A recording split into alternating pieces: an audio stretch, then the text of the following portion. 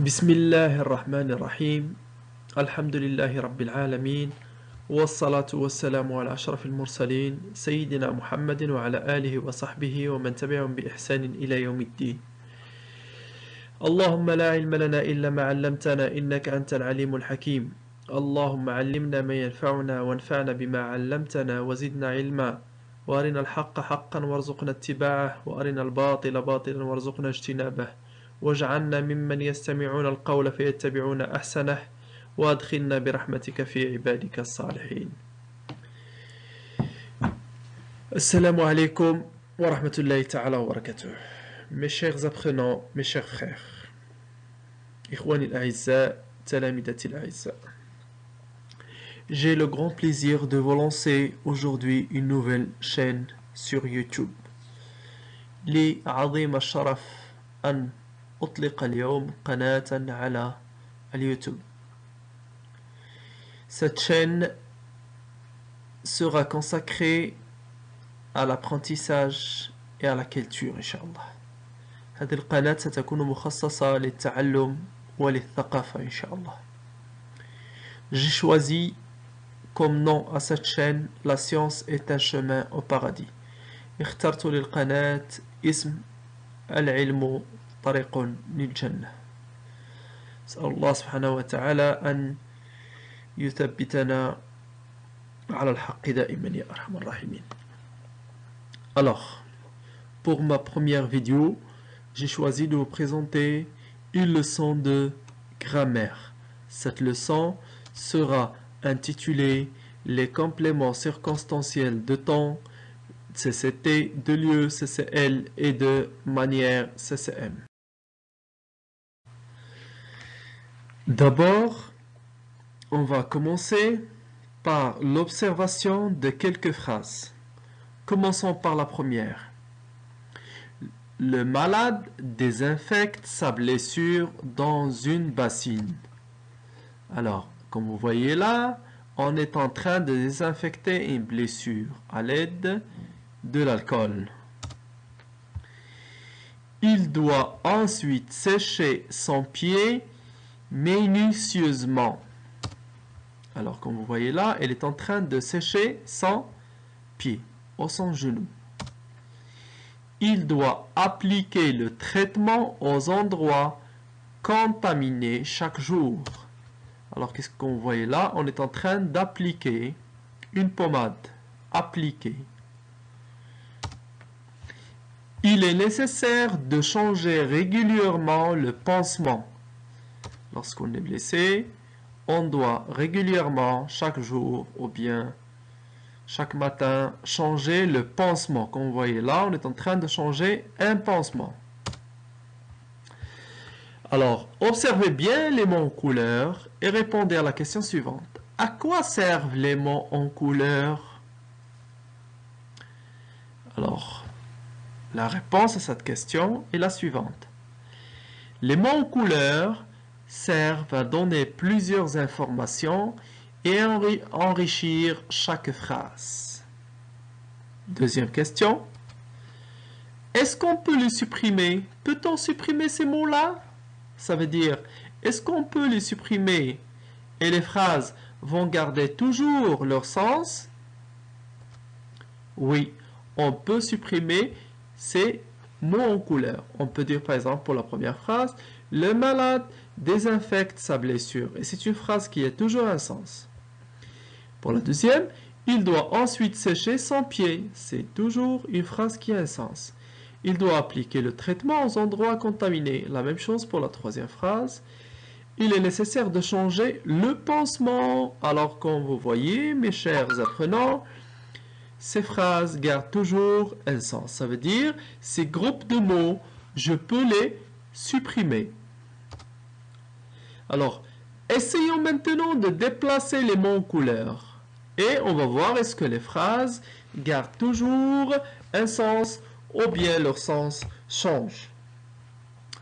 Dans une bassine, virgule, le malade désinfecte sa blessure. Il doit ensuite minutieusement sécher son pied. Il doit appliquer chaque jour le traitement aux endroits contaminés. Il est nécessaire de changer le pansement régulièrement. Alors, qu'est-ce que vous remarquez?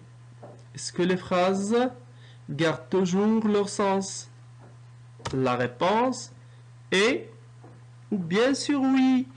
Alors, est-ce que ces phrases changent de sens? Non. Les phrases gardent toujours leur sens en déplaçant ces mots en couleur. Question suivante. Que désigne dans les phrases A, B, C et D la partie en couleur? Alors, ces mots en couleur, que désignent dans chaque phrase? La réponse: dans les phrases B et D minutieusement et régulièrement, ces mots en couleur désignent la manière. Et pour dégager les mots désignant la manière dans une phrase, on pose la question comment. Dans la phrase C, vous voyez, les mots en couleur désignent le temps. Et pour dégager le mot ou le groupe de mots qui désigne le temps dans une phrase, on pose la question en utilisant comment. Et pour la phrase A, le groupe de mots en couleur désigne le lieu. Et pour dégager le groupe de mots d'une phrase qui désigne le lieu, on pose la question où. Ça veut dire dans une bassine répond à la question où, minutieusement et régulièrement répondent à la question comment, et chaque jour répond à la question quand. Où sont placés les groupes de mots en couleur? Pour les phrases A, B et D, A, B et C sont placés à la fin. Et dans la phrase D, le mot en couleur est placé au milieu. Passons maintenant à élaborer la règle. Alors, le complément circonstanciel de lieu CCL, il me renseigne sur l'endroit où se déroule l'action. Il répond à la question où. Exemple, le malade désinfecte sa blessure dans une bassine. Le complément circonstanciel de lieu, c'est dans une bassine qui répond à la question où. Le complément circonstanciel de temps, CCT, c'est un complément qui nous renseigne sur le moment où l'action se déroule. Il répond à la question quand. Exemple, il doit appliquer le traitement aux endroits contaminés chaque jour.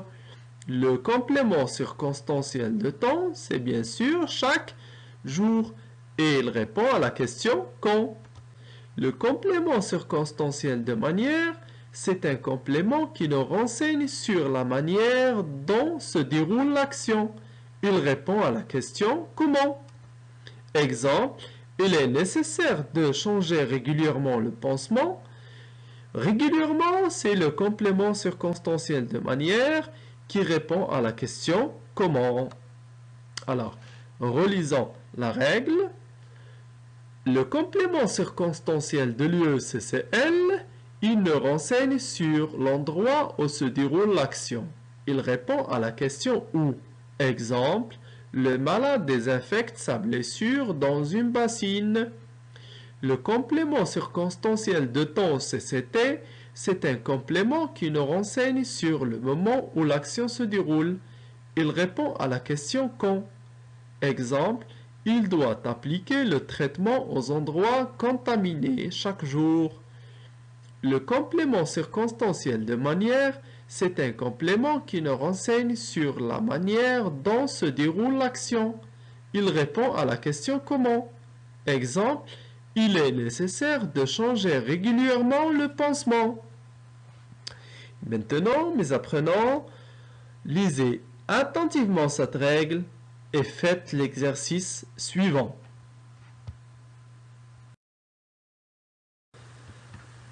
Alors, l'exercice vous demande de souligner chaque complément circonstanciel et d'indiquer sa nature. La consigne est la suivante.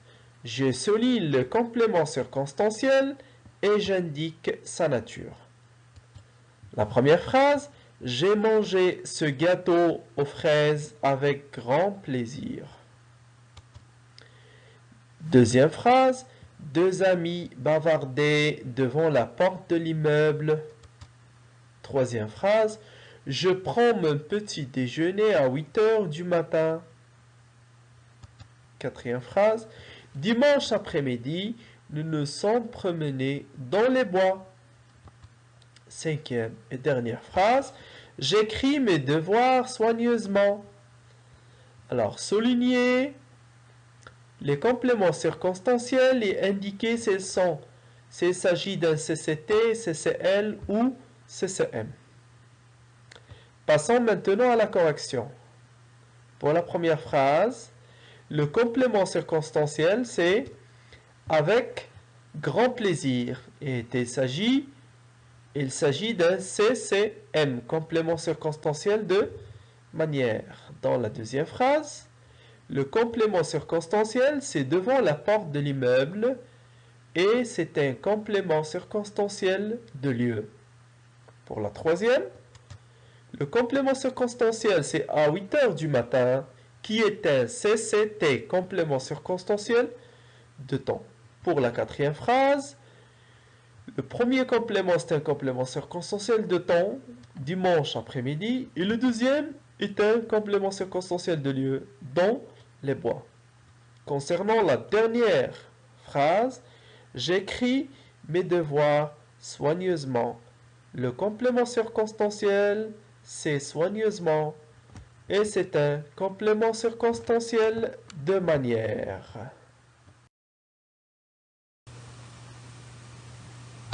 Alors merci mes chers apprenants, mes chers frères, pour votre attention et n'oubliez pas de s'abonner sur la chaîne pour recevoir toute nouveauté. Wassalamu alaikum wa rahmatullahi ta'ala wa barakatuh.